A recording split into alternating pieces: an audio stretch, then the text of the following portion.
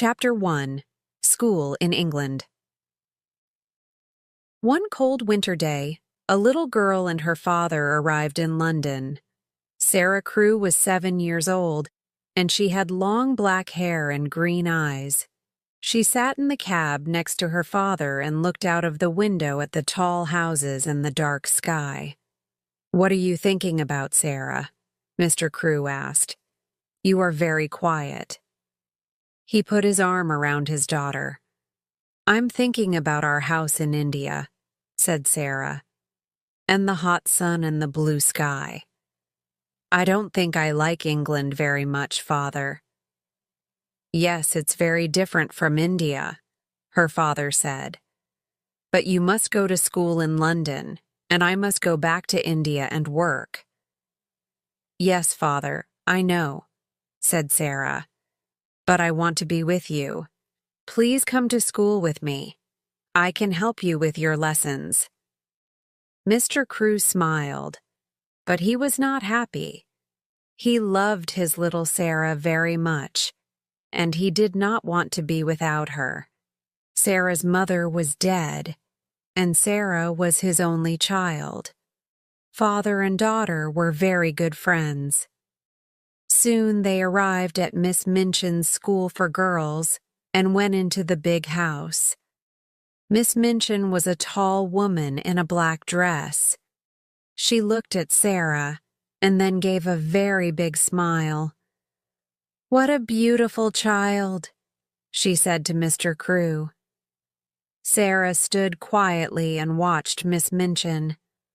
"Why does she say that?" she thought. "I am not beautiful, so why does she say it?"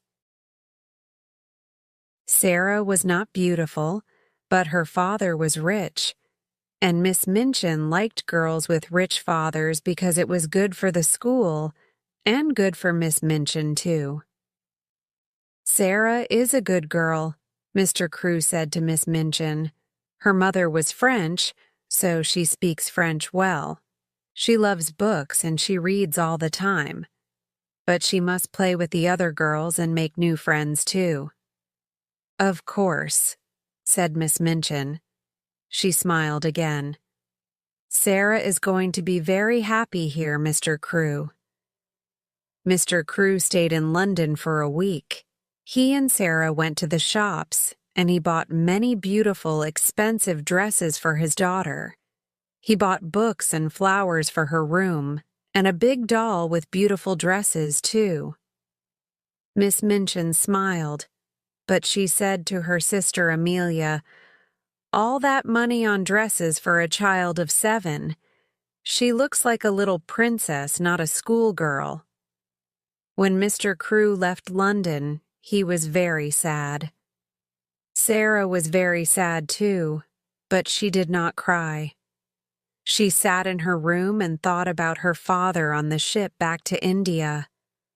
"Father wants me to be happy," she said to her new doll. "I love him very much, and I want to be a good daughter, so I must be happy." It was a very big and very beautiful doll, but of course it could not answer. Sarah soon made new friends in the school. Some little rich girls are not very nice children. They think they are important because they have money and lots of expensive things. But Sarah was different. She liked beautiful dresses and dolls, but she was more interested in people, books, and telling stories. She was very good at telling stories. She was a clever child, and the other girls loved to listen to her. The stories were all about kings, queens, princesses, and wonderful countries across the sea. "How do you think of all those things?" asked her best friend Ermengarde. "I have all these pictures in my head," said Sarah. "So it's easy to tell stories about them." Poor Ermengarde was not clever. She could never remember any of her school lessons, and Miss Minchin was always angry with her. Sarah often helped Ermengarde with her lessons. "Listen, Ermy," she said. "You remember that French king, Louis XVI? Well, this is a story about him. One day in 1792. And so Ermengarde learned her lessons through Sarah's stories, and she loved her friend very much. But not everybody was Sarah's friend. Lavinia was an older girl. Before Sarah came, Lavinia was the richest and the most important girl in the school. But Sarah's father was richer than Lavinia's father. So now Sarah was more important than Lavinia, and Lavinia did not like that. "Oh, Sarah is so clever," Lavinia often said. "Sarah is so good at French. Her dresses are so beautiful, and she can sing so well, and she is so rich. Of course, Miss Minchin likes her best." Sarah did not answer when Lavinia said these things. Sometimes it was not easy, but Sarah was a kind, friendly girl, and she did not like to be angry with anyone. Chapter 2. The Diamond Mines. And so 3 years went by. Sarah's father wrote to her often, and Sarah wrote loving little letters back to him. One day, a very exciting letter arrived. Everybody in the school talked about it for days. "My friend," wrote Mr. Crewe, "has some mines in northern India, and a month ago his workers found diamonds there. There are thousands of diamonds in these mines, but it is expensive work to get them out. My friend needs my help. So, little Mrs." This was Mr. Crewe's special name for Sarah. "I am putting all my money into my friend's diamond mines, and one day you and I are going to be very rich." Sarah was not interested in money, but a story about diamond mines in India was exciting. Nearly everybody was very pleased for Sarah, but not Lavinia, of course. "Huh," she said. "My mother has a diamond. Lots of people have diamonds. What's so interesting about diamond mines?" "But there are thousands of diamonds in these mines," said Ermengarde. "Perhaps millions of them." Lavinia laughed. "Is Sarah going to wear diamonds in her hair at breakfast then? Or is it Princess Sarah now?" Sarah's face went red. She looked at Lavinia angrily but said quietly, "Some people call me Princess. I know that. But princesses don't get angry or say unkind things, so I'm not going to say anything to you, Lavinia." "To me, you are a princess," Ermengarde said to Sarah later. "And you always look like a princess, in your beautiful dresses." Sarah was a princess to another girl, too. This was Becky. She was a servant in Miss Minchin's school, and she was only 14 years old, but she worked all day and sometimes half the night. She carried things upstairs and downstairs, she cleaned the floors, she made the fires, and she was always tired and hungry and dirty. She and Sarah had very different lives. But one day Sarah came into her bedroom, and there was Becky, sleeping in a chair. "Oh, you poor thing," Sarah said. Then Becky opened her eyes and saw Sarah. She got up at once. "Oh, miss," she said. "I'm very sorry, miss. I just sat down for a minute and—" "Don't be afraid," said Sarah. She gave Becky a friendly smile. "You were tired. That's all." Are you going to tell Miss Minchin?" asked Becky. She began to move to the door. "Of course not," said Sarah. "Please don't run away. Sit down again for a minute. You look so tired." "Oh, miss, I can't," Becky said. You're very kind, miss, but Miss Minchin— Please, said Sarah. She took Becky's hand. You're only a little girl like me. Let's be friends. And so Becky sat down again, and soon she and Sarah were friends. Nobody knew about this, of course. Rich little girls at Miss Minchin's school did not make friends with servant girls, and it was a wonderful thing for Becky. Nearly every day she and Sarah met in Sarah's bedroom, just for 5 or 10 minutes. Becky was always hungry, and Sarah often bought nice things for her to eat. They sat and talked, and sometimes Sarah told Becky some of her stories. Becky loved that. "Oh, miss," she said, "you tell them so beautifully. Sometimes I like your stories better than things to eat." And after those visits to Sarah's room, Becky always felt better. Not so tired and not so hungry. Some months later, Sarah had her 11th birthday. Lessons stopped for the afternoon, and there was a big party for all the girls in the school.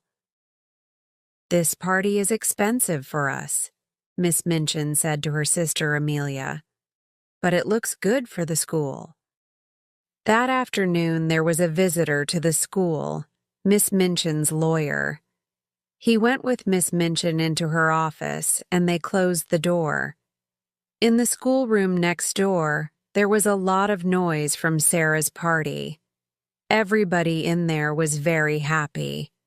But in the office, Miss Minchin was not happy. She looked at the lawyer angrily. "What are you saying? Mr. Crewe has no money. What about the diamond mines?" "There are no diamond mines," said the lawyer. "Well, there are mines, but there are no diamonds in them." "But Mr. Crewe's good friend," began Miss Minchin. "Mr. Crewe's good friend," said the lawyer, "ran away with all Mr. Crewe's money. Ralph Crewe was ill with a fever, and when he heard about this, he got worse. A week later, he was dead." "Dead!" cried Miss Minchin. "But what about his daughter Sarah? And this expensive birthday party?" "Sarah Crewe has no money," said the lawyer. "Not a penny in the world, Miss Minchin. Not a penny." "She must leave my school at once," Miss Minchin said angrily. "She must go this afternoon." "Where?" said the lawyer. "Out into the streets? An 11-year-old girl? That's not going to look very good for your school, Miss Minchin." Miss Minchin's face went red. "You can't put her out in the streets," said the lawyer. He stood up. "But perhaps she can work for you." The lawyer left, and Miss Minchin called her sister Amelia. "Bring Sarah Crewe here at once," she said. 2 minutes later, Sarah, in her beautiful blue party dress, stood in front of Miss Minchin. "Have you a black dress, Sarah?" Miss Minchin said coldly. "Yes, Miss Minchin," said Sarah. "But it's very small." "Go and put it on at once," said Miss Minchin. "Your father is dead. There were no diamond mines, and your father's friend ran away with all his money. You have nothing, not a penny, but I am going to be very kind to you. You can stay in my house, but now you must be a servant and work for your bread. You can sleep in a servant's room upstairs, next to Becky's room." Chapter 3. The New Servant Girl. That evening, in the little attic room, Sarah sat on the bed in her old black dress. She did not cry, but her face was white, and she did not move or speak for hours. Late at night, the door opened quietly, and Becky looked in. Her eyes were red from crying. "Oh, miss," she said. All the servants are talking about it. I'm so sorry. So sorry." She looked at Sarah's white face and began to cry again. Then she ran to Sarah and took her hand. At last, Sarah moved. Slowly, she turned her head and looked at Becky. "Oh, Becky," she said. And that was all. That first night in the attic was very long. Sarah did not sleep. "Father is dead," she whispered again and again. "Father is dead. I'm never going to see him again." The next morning, Sarah's new life began. She learned to clean floors and to make fires. She ran upstairs and downstairs, and she worked in the kitchen. The cook was a big woman with a red, angry face. "So," she said, "the little rich girl with the diamond mines is now a servant, eh?" She looked at Sarah. "Now, I'm making apple pies this morning. Run down to the shops and get me some apples. And be quick." So Sarah ran to the shops and carried a big bag of apples back to the house. Then she cleaned the kitchen floor and carried hot water up to all the bedrooms. She worked every day, from early in the morning to late at night. She helped in the school, too.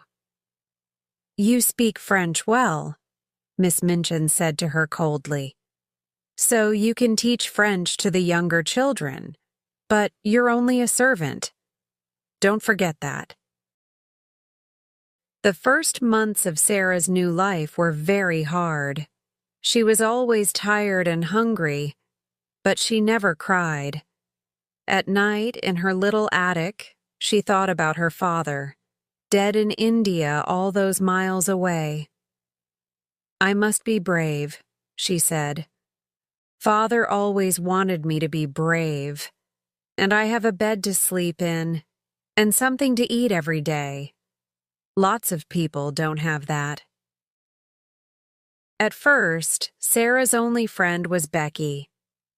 Every day, Becky came into Sarah's room. They did not talk much, but it helped Sarah a lot to see Becky's friendly, smiling face. The girls in the school were sorry for Sarah, but Sarah was a servant now, and they could not be friendly with a servant. Lavinia, of course, was pleased.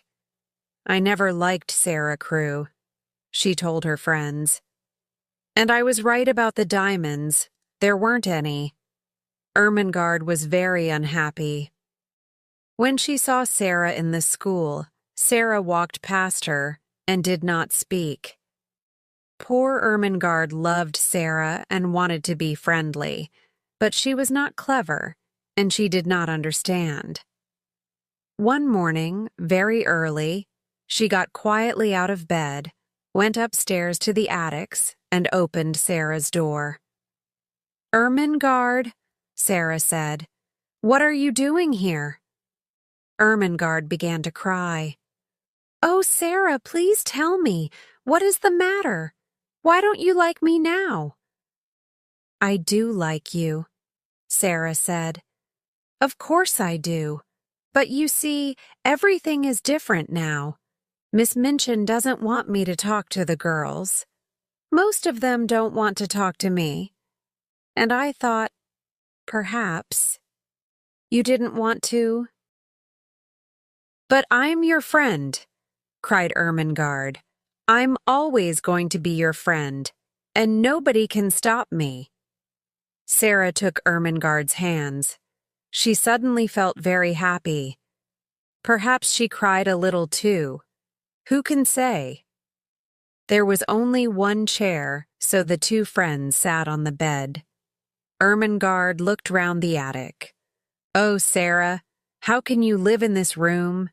It's so cold and dirty." "It's not so bad," said Sarah. "And I've got lots of friends. There's Becky in the next room, and come and see." She moved the table under the window, and then she and Ermengarde stood on it and looked out of the window, over the roofs of the houses. In her pocket, Sarah had some small pieces of bread. She put her hand out of the window, with the bread on it. "Watch," she said.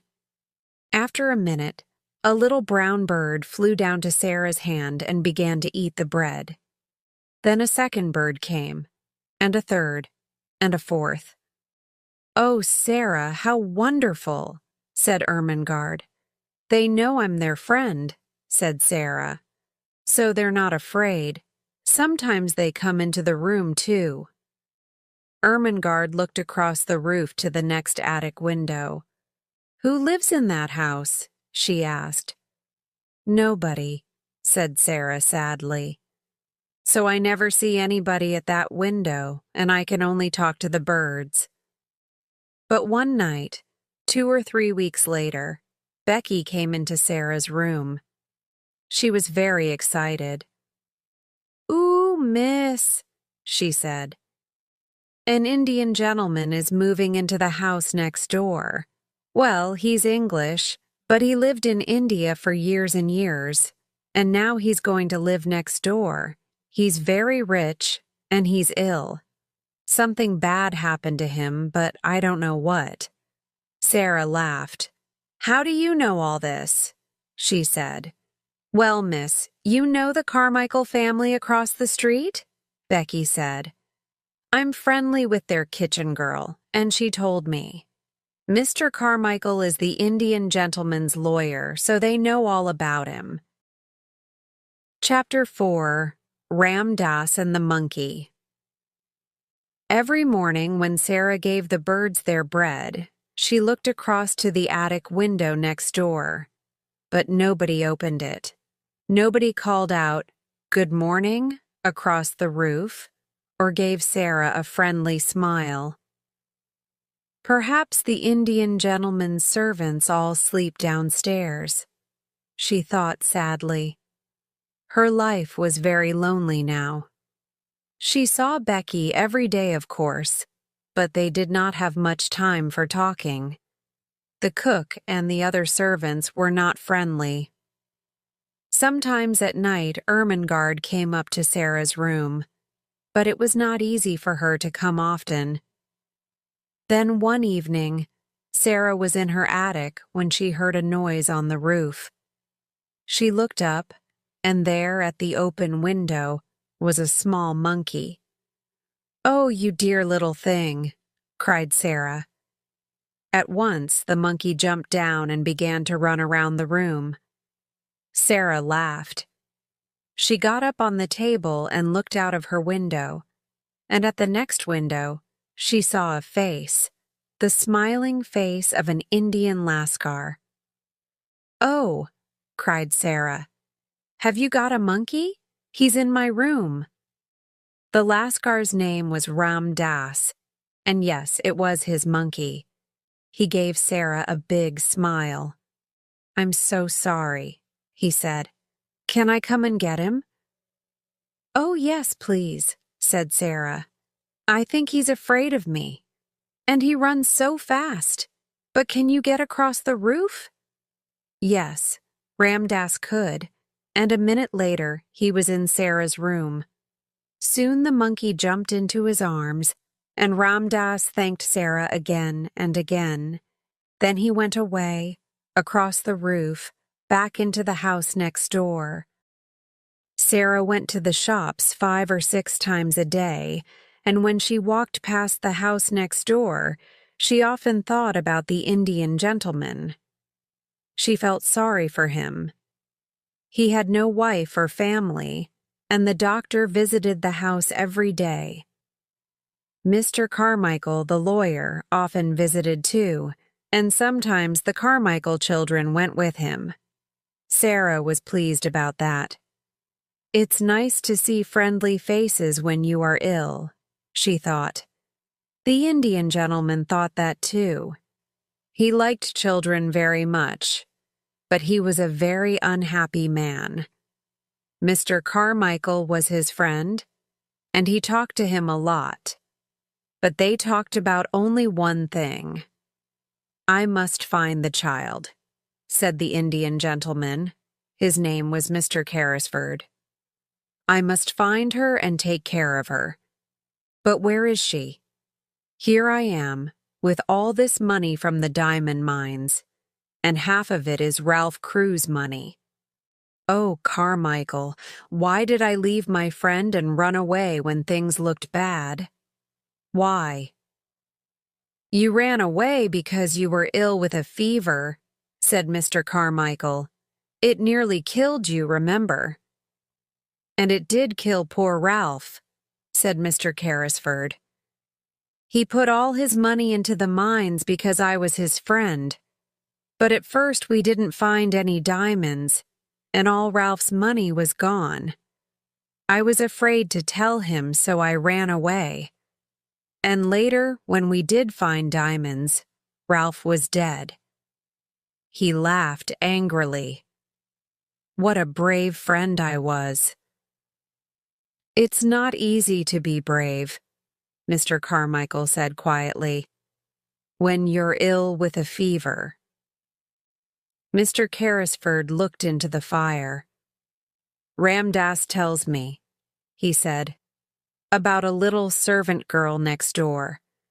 The monkey ran away, and Ramdass went across the roof to get him back from her room. The poor child sleeps in a cold, dirty attic and works about 16 hours a day. Is Ralph's daughter living like that? I can't stop thinking about it.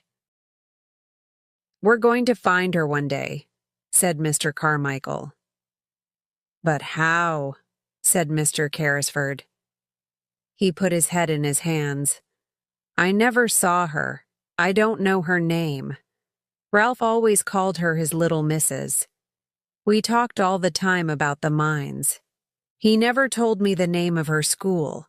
Her mother was French, so did he take her to a school in France? Or was it in England? Well, we know there was a child at a school in Paris, said Mr. Carmichael, with the name of Carew or Crewe.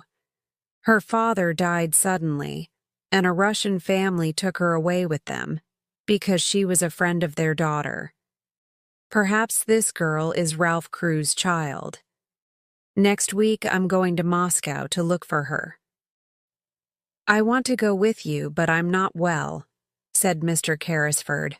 I must find her, Carmichael. I must. Every night in my dreams I see Ralph Crewe's face, and he says, Tom, Tom, where is my little missus? And I have no answer for him. Mr. Carrisford took his friend's hand. Help me to find her. Help me. Winter came with its short, dark days, and the attic rooms were very cold. There were no fires for servant girls, and often Sarah and Becky could not sleep because of the cold. Sarah was taller now, and her old black dress was very short. Her shoes were old, and she had no warm coat for the winter weather. She was thin, too. She did not get very much to eat, and she was always hungry. She carried big baskets of shopping through the rain and the snow. One day she found a sixpence in the snow, and she bought some hot new bread with it. Then she saw a child by the door of the shop. The child had no shoes and no coat, and her thin face was blue with cold. She is hungrier than I am, thought Sarah, and she gave her hot new bread to the child. When she got back to the school, Miss Minchin was angry. Cook is waiting for you, Sarah. Why are you late? I can't walk quickly through the snow, said Sarah. My shoes are old, Miss Minchin, and my feet get very cold. Miss Minchin did not like to hear this. Don't speak to me like that, she said. I am kind to you. I'm giving you a home, but you never say thank you to me. Sarah looked at her. You are not kind, she said quietly, and this is not a home. Go to your room at once, said Miss Minchin. On the stairs, Sarah met Lavinia. Lavinia looked at her and gave a little laugh. "Oh, here's Princess Sarah," she said, "in her old dress and her dirty shoes." In the attic, Sarah sat down on the chair by her table. "I must be brave," she whispered. "A princess is always brave, so I must be too. But it's not easy." She put her head down on her arms. "Oh, Father, do you remember your little missus? Can you see me now?" And in the house next door, Mr. Carrisford sat by a warm fire. Moscow is a long way from London, and he could only wait, but he thought about Ralph Crewe's child every day. He thought about other children, too. "Ram Dass," he said, "how is that poor little servant girl next door? Can we do something for her?" "I see her in the street every day," said Ram Dass. "In the rain, in the snow. She looks thin and hungry, but we can help her. I can easily get in through her attic window. Listen." And he talked for some minutes. Mr. Carrisford smiled. "Yes," he said to Ram Dass. "Yes, I like it. Let's do it." Chapter 5. The Magic. One night, a week later, Ermengarde got quietly out of bed and went upstairs to the attic. Sarah was not there, so Ermengarde sat on the bed and waited. At 10 o'clock, Sarah came slowly up the stairs and into the room. Ermengarde looked at her. "Oh, Sarah," she cried, "are you ill? Your face is white, and you look so tired." "It was a hard day, Ermy," said Sarah. She sat down. "Miss Minchin was angry with Cook. Then Cook was angry with us. Becky and I had no dinner and no tea." "Does that happen often?" said Ermengarde unhappily. "You never told me. Are you hungry now?" Sarah looked at her. "Yes," she whispered. "Yes, I am. I would like to eat that table. I would like to eat you." Ermengarde jumped up. "Sarah," she cried, "I had a box of things from home today. There's a big cake in it. I'm going to get it now. You and Becky can eat it all." Soon, Ermengarde was back. The three girls sat on Sarah's bed, and there were some happy smiles when Ermengarde opened her box and took out the cake. "Oh, miss, look at that," said Becky. "You are kind, Ermy," said Sarah. She laughed. "It's magic, you know. When things are very bad, something nice always happens. Here we are, having a party." Ermengarde gave Sarah and Becky some cake, and they began to eat. Suddenly, they stopped. There was a noise of feet on the stairs. They listened. "Oh, no," whispered Becky. It's Miss Minchin." "Yes," said Sarah. Her face was white again. Then the door opened and Miss Minchin came in. "So Lavinia was right," she said angrily. "Tea with Princess Sarah. Becky, get back to your attic at once." "Oh, please, Miss Minchin," cried Ermengarde. "It was my cake from home. We're only having a party." "Go back to your room, Ermengarde," Miss Minchin said coldly, "and take these things with you. And tomorrow," she looked at Sarah, "there's no breakfast, no dinner, and no tea for you. Remember that." Soon the attics were quiet again. Tired and hungry, the two servant girls went to sleep. But after an hour or two, Sarah opened her eyes. Was it a noise from the window, perhaps? "Something is different," Sarah whispered. "What is it?" She sat up in bed and looked around the room. She looked again and again, and her eyes were very big. The room was different, very different. There was a wonderful hot fire.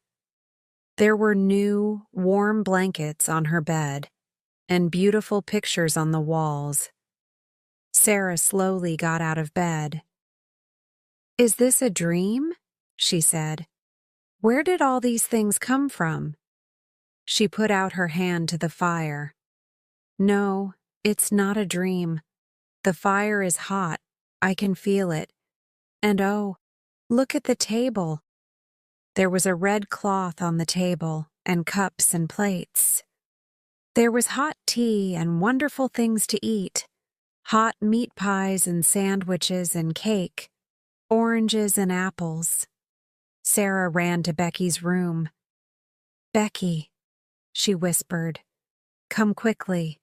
The magic is here again. Come and look." When Becky saw the room, she could not speak at first. Then she said, "Oh, miss, what is it? How did all these things get here?" "I don't know," said Sarah. "It's magic. At first I thought it was a dream, but it isn't. Look, these pies are hot. Let's eat them. Hot meat pies aren't a dream." They sat down by the fire and ate and drank. "Oh, those pies were good, miss," Becky said.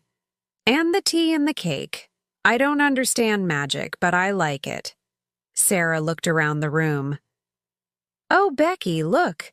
There are some books, too. I didn't see them before." She ran to look at them and opened the top book. "There's some writing here. Listen. It says, 'To the little girl in the attic, from a friend.'" "Oh, Becky." Sarah closed the book and looked up. "I have a friend, Becky," she said slowly. "Someone is my friend." The next morning, Becky met Sarah in the kitchen. "Oh, miss," she whispered, "was the magic there this morning, or did it go away in the night?" "No, it's still there," Sarah whispered back. "I ate some cold meat pie for breakfast, and the fire was still warm." Becky laughed happily. "Oh my," she said.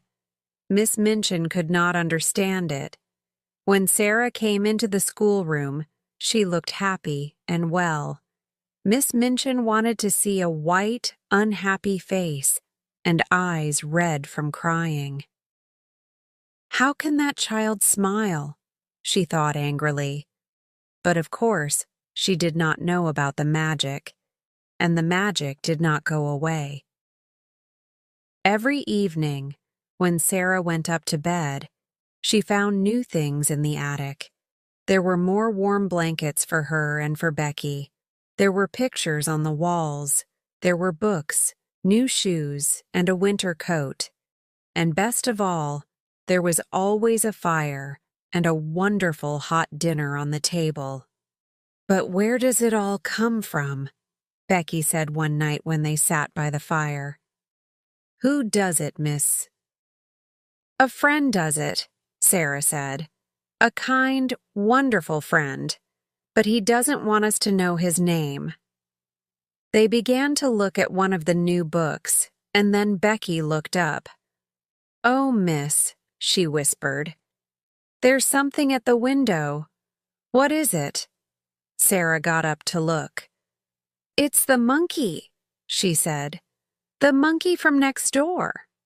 She opened the window, and the monkey jumped down into her arms. "Oh, you poor little thing," Sarah said. "You're so cold." Becky was very interested. "I never saw a monkey before," she said. "He's not very beautiful, miss. What are you going to do with him?" "It's very late now," said Sarah. "He can stay in my room tonight, and I can take him home in the morning." Chapter 6. Lost and Found. The next morning, the first visitor to the house next door was Mr. Carmichael back from Russia. but when he came into the house, his face was sad.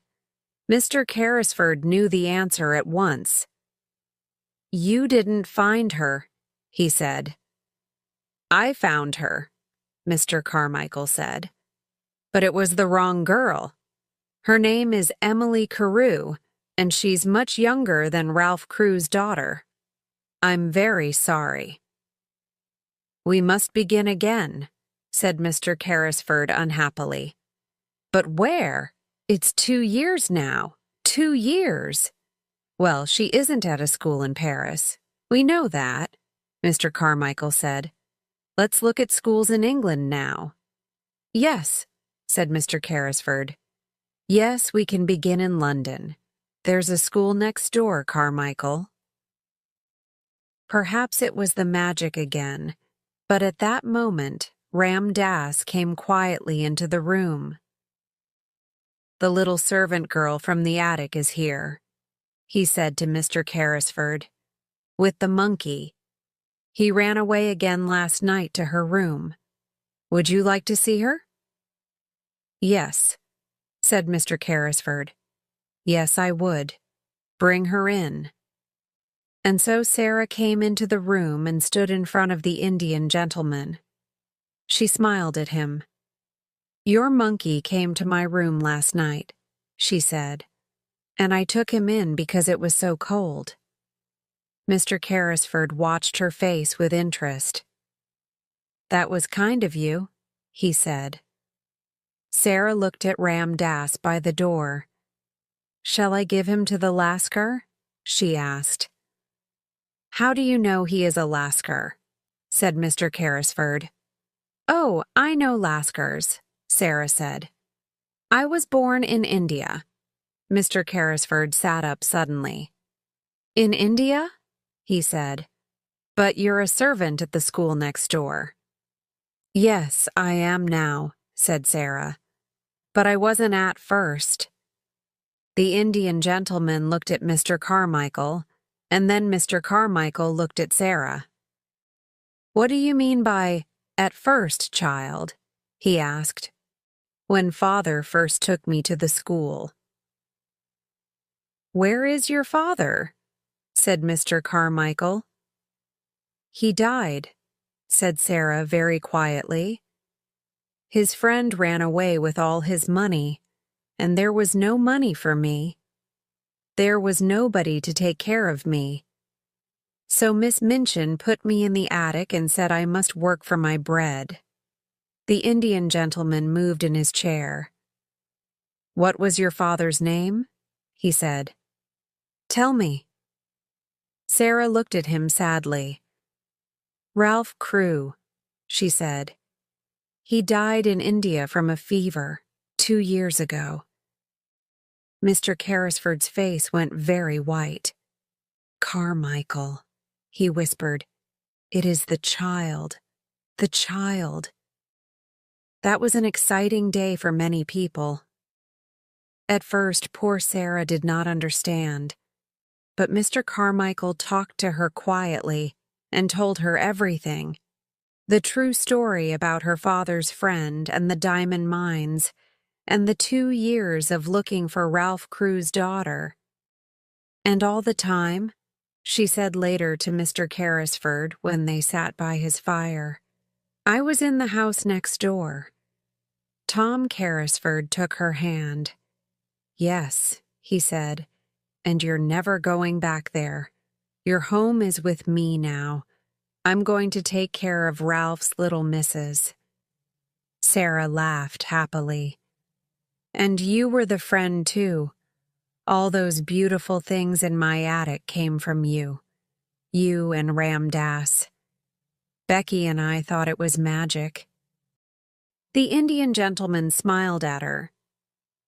"We were sorry for you," he said.